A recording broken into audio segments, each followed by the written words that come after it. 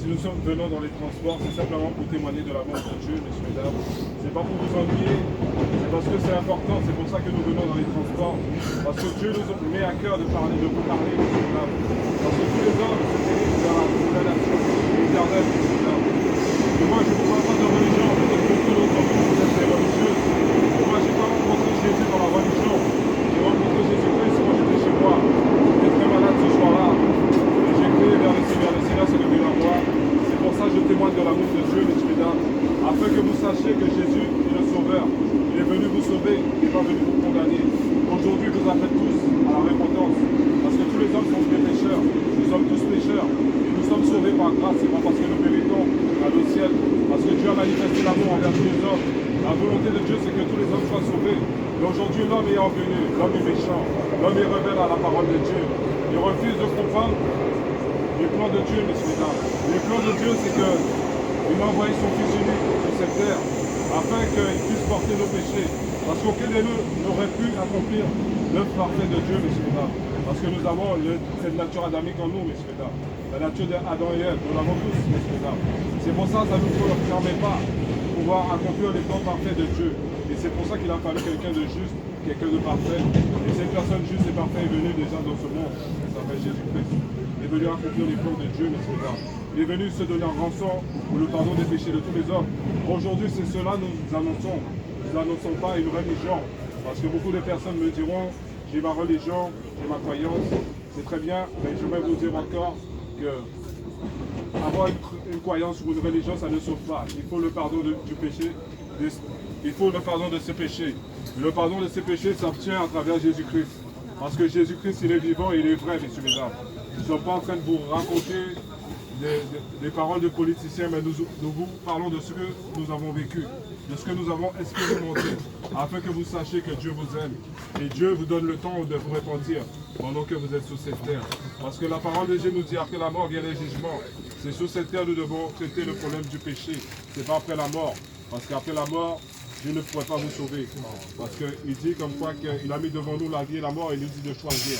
Pendant que nous sommes sur la terre. En tout cas, sachez, Jésus est venu vous sauver. C'est lui qui sauve. Ce n'est pas le fait de dire que je crois de la tête que ça va vous ramener au ciel. Il faut la repentance. Il faut changer de vie. Changer, se détourner du mal, du péché. Et marcher selon la parole de Dieu. C'est ça qui peut vous permettre de rentrer dans le royaume de Dieu.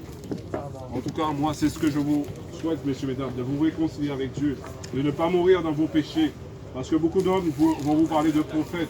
Mais demandez-leur, est-ce que leurs prophètes sont vivants? Ils vont dire comme moi qu'ils ne savent pas. S'ils meurent, ils ne savent pas où ils vont. Pourtant, Jésus a dit, je suis le chemin, la vérité et la vie. Il a dit, je veux vous préparer une place, afin que là où je suis, vous le saurez aussi. C'est ce qu'il a dit. Il n'a pas dit qu'il ne savait pas où il allait, Jésus, qu'il a quitté cette terre. Et Jésus s'est déjà révélé à beaucoup d'hommes sur cette terre. Et moi, j'en fais partie. Ma soeur aussi en fait partie. Jésus nous a visités. Nous étions dans les péchés, nous vivons comme la plupart des gens de ce monde. Parce que la plupart des gens de ce monde vivent dans les péchés, dans la fornication, dans le mensonge, dans la tricherie, dans le vol. Nous connaissons toutes ces choses, messieurs, mesdames. Nous le connaissons toutes ces choses. Aucun homme sur cette terre ne pourrait dire qu'il n'a jamais commis un petit vol, même prendre un stylo. C'est un péché devant Dieu, messieurs, mesdames. C'est pour ça que nous voulons simplement vous dire de ne pas vivre selon le plaisir de ce monde, mais vous tourner vers Jésus-Christ pendant que vous êtes sur cette terre. Parce que quand vous aurez fermé les yeux, ce sera trop tard. Aucune religion va vous défendre, à part Jésus-Christ qui est vivant. C'est lui qui intercède pour les vivants sur cette terre. C'est lui qui intercède pour nous sur cette terre, afin que vous puissiez avoir le pardon de Dieu.